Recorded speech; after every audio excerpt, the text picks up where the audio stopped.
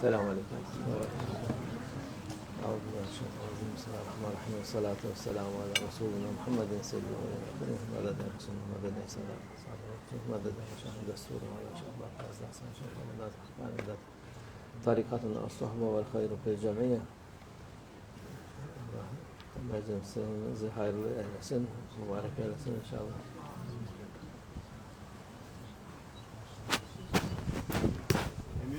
Her şey Bismillahirrahmanirrahim. Elhamdülillah dinul halis. Her şey Allah rızası için halis niyetle yapmak lazım. Bütün işleri sen hayır işi yapıyorsun, onu benim faydam için olacaksa Allah rızası için olması lazım. Allah rızasına başka şey karışırsa o vakit işin faydasını göremezsin. Biraz görürsün tabi. Allah Azze ve Celle gene kerimdir. Verir. Sevabını verir. Ecrini verir insana. Ama her şey dediğimiz gibi Allah rızası için olması lazım. Allah'a şükür buraya gelenler Allah rızası için niyetlenmişler. Allah Azze ve Celle'nin rızasını kazanmak için gelmişler. Allah kabul etsin hepimizi. Onların niyetine de bize de ecir olsun, sevap olsun. Çünkü insanoğlu bilmiyor niyeti nasıl, ne için yaptığını çoğu zaman bilmez. Bunun için tarikatlar yol gösteren şeydir. Onu gösteriyor. İnsanlara yol açıyor. Bu yoldan gidince selamete ulaşıyor. Güzelliğe ulaşıyor. Hayra ulaşıyor. Ama o yoldan gitmeyen çoğu insan var. Müslüman geçiniyor ama hep yaptıkları işler kendi nefsini, menfaati için yapmış olduğu çok işler var. Onlardan kazanıyorum zanneder. Halbuki en büyük şeyi kaybetmiş oluyor. Allah Azze ve Celle'nin rızasını kaybetmiş oluyor. Allah'ın inayet nazarını kaybetmiş oluyor. Allah Azze ve Celle saklıyı, gizliyi, aşikarı bilen Allah Azze ve Celle'dir. Ondan hiçbir şey saklanmaz, hiçbir şey saklayamaz, kimse saklayamaz. Bunun için bu meclislerde bunu devamlı tekrarlamak iyi oluyor ki insanlar faydalansın inşallah. Biz de faydalanalım, onlar da faydalansın. Peygamber Efendimiz sallallahu aleyhi ve sellem'in güzel yolunu, güzel ahlakını bize meşayihler öğretti. İnşallah biz de hep beraber bu yolları öğreniriz. Her şey dediğimiz gibi ihlaslı olması lazım.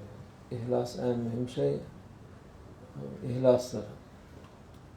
İhlas nedir? Allah Azze ve Celle'nin seni gördüğünü, seni işittiğini, seninle beraber olduğunu bilmektir. Öyle bilince insan bir saklamaya, gizlemeye bir ihtiyaç olmaz o vakit. Yani kötü bir şey yapmaz. İnsan kötü yapsa insan onu tabi yapar. Onda tövbe istiğfar edip Allah'tan af diler. Allah affeder. Ona da günahlar yerine sevaplar yazılır. Bu faydalı şeylerdir. Bu dünyada faydalı işler, ameller Allah Azze ve Celle'ne razı edecek şeylerdir. Allah Azze ve Celle'nin razı edecek şeyler faydalı şeylerdir. Ondan sonrası Allah için yapılan illa da hiçbir şey yapmayıp da oturup da Allah rızasını kazanacağım demiyoruz biz de. Yapacaksın. Bütün yapılan işler mümin, Allah'ın yolunda olan insan yaparsa, helalinden yaparsa, her şeyi Allah'ın verdiği, bize verdiği nimetleri kullanırsa, onların da ecrini alır, sevabını alır. Hiçbir şey boş gitmez. Hani hiçbir şey yapmayacağım, etmeyeceğim, oturacağım, sırf ibadet yapacağım demekle de yapamaz insan. Allah Azze ve Celle o kadar merhametli ki bizim yaptığımız sabah kalkıp da bütün vakti zaten ya ilahi ente maksudi ve rıdâke matlubi değil. Sen benim maksudum sensin, rızan da matlubumdur. Talibim rızana. Bütün gün, bütün yapılan işler Allah rızası için olur. Hepsine ecri sevap yazılır. Namaz kılmış, oruç tutmuş gibi onlarda ecirleri var. Değişik değişik Allah Azze ve Celle ecirlerini vereceğim diyor. Yani biz bunu Allah'a şükür hadislerden, meşayihlerden olunan doğru haberlerdir bunlar. Onları size de söylüyoruz. Her dinleyene de fayda olur. İnşallah daha sonra işitecek olanlara da fayda olur. Onların ecirleri Allah indinde mahfuzdur. Allah'ın katında mahfuzdur. Bütün yaptıkları şeyler Allah için gezebilirsin, yiyebilirsin, içebilirsin, akrabalar, arkadaşlarına ziyaret edersin, her şey için Allah rızası için olduktan sonra bir mani yok. Çünkü günah işlemiyorsun, Allah'ı hatırlıyorsun daima. Allah Azze ve Celle kalbindedir. Allah Azze ve Celle'nin seni gördüğünü biliyorsun. Onun rızasını talepsen Allah Azze ve Celle bizi her türlü imkanlar vermiş, nimetler vermiş. Allah Azze ve Celle helalını haram yapanlara ceza var. Onların bu helal olan şeyler yapmam, etmem dese, günahtır dese, yapması mühim değil de bazı insanlar çok fazla şey yapıyorlar. Ben yapmam, yapmayın olmaz diye. O helalı haram saymak da haramdır. Peygamber sallallahu aleyhi ve sellem zamanında 3 tane adam gelmiş. Demiş işte sormuşlar nesiniz? İşte biz diyor ben bütün vakit oruç tutarım. Ötekisine söylemişler bütün gece gündüz namaz kılarım demiş. Ötekisine gene aynı şekilde ben de evlenmem demiş. Bunlar yani sırf ibadetle vakitlerini geçirecekler. Peygamber Efendimiz sallallahu aleyhi ve sellem demiş, ben oruç tutarım, orucu da bozarım. Bazı günler oruç, bazı günler oruç değil. Namazı her vakit bütün gece kılmam. Hem kılarım hem uyuklarım, yatarım. Ötekisine demiş, ben de sen Hristiyanlar gibi de değilim, evlenirim. ümmetim de evlensin diye tavsiye ederim demiş sallallahu aleyhi ve sellem. Yani bu helal olsun olduktan sonra rahat rahat yapabilirsiniz her şeyi, Allah'a mübah ettikleri şeyleri yapabilirsiniz. Günahlardan kaçının. Yani şüpheli olan şeylerden de kaçının. Şimdi tabii şimdiki insanlar bazıları dikkat eder, bazıları umurla değil, Allah muhafaza etsin, bazıları iyicene şeyden çıkmış, yani zivanadan çıkmış derler, dinden de çıkmış artık diye bazıları için denir ki öyle bir şeyler yapıyorlar ki onlar Allah ıslah eylesin diyeceğiz. Ama Müslüman olan onlara bakmasın. Onlar bakılacak, özenecek insan değiller. Onlara acınacak insan ki Allah onların kalplerini karartmış, yüzlerini karartmış, gözlerini karartmış, akıllarını almış,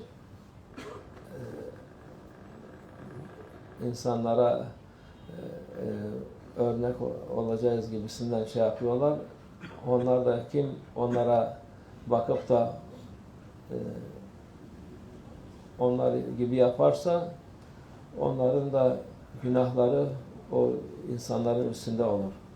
Daha fazla zulmet, daha fazla karanlık olur onların. Onların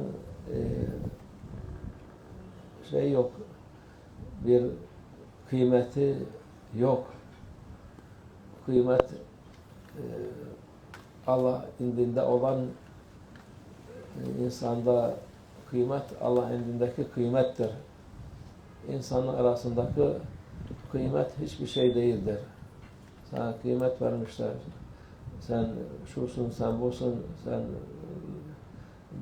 kaç kişi sana bakıyor, kaç kişi seni seviyor diye. Hiç kimse sevmez aslında da. Hepsi haset eder onlara. Onların yolu yol değildir. Onların islaha ihtiyaç var, ama duaya ihtiyaç var ki Allah onların şerlerinden muhafaza etsin.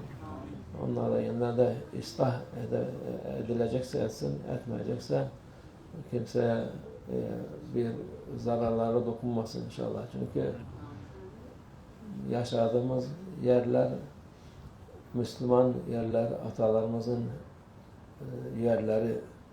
İşte yanımızda 2 adım ileride maşallah paşalar, zenginler, yüksek mertebedeki insanlar, yüz binlerce, milyonlarca var yanımızda, hepsi yatıyor. Hepsi bu dünyadan bir şey almadı. Alanlar ahiret için aldı. O bütün mallarını, mülklerini, şeylerini, hiçbir şeyini yanlarına götürmedi. Hepsini bırakıp gittiler. İşte gözümüzün önündedir. Herkes ibret alsın. Allah ahiretimizi hayırlı olsun. Allah sahip göndersin. Hakikaten bu dünya artık her taraf çığırından çıkmış. Muhakkak Allah bir sahip gönderecek. Bunlar bütün Müslümanlar, Müslüman olmayanlar da artık ümitleri kalmamış bu insanlıktan, dünyadan hiçbir ümit yok. Allah'a şükür bizim ümidimiz var. Ümidimiz yani yakinen şey olarak da Peygamber Efendimiz sallallahu aleyhi ve sellem'in bize müjdelediği şeyler oluyor. Arka arkaya geliyor. Onların onlar bizim için ferahtır. Kalplerinizi ferah tutar. Müslüman olan insan daima kalbi ferahtır. Çünkü Allah Azze ve Celle'nin nuru var, Peygamber Efendimiz'in nurları var içinde. Tabii şimdi fitne, fesat her tarafta doludur. Allah Azze ve Celle'nin dediği oluyor. Hiçbir şey onun iradesi dışında olmaz. Bakalım inşallah ne zaman yetişir inşallah bu imdat Müslümanlar İslam'a. Çünkü Peygamber Efendimiz sallallahu aleyhi ve sellem dediğimiz gibi müjdesi var. Bütün dünya Müslüman olacak inşallah. Müslüman olunca o vakit bütün bu kötülükler, harpler, darplar bitecek. Başka türlü bitmez. Allah yetiştirsin tez zamanda inşallah. Amin. Allah tevfik. El Fatiha.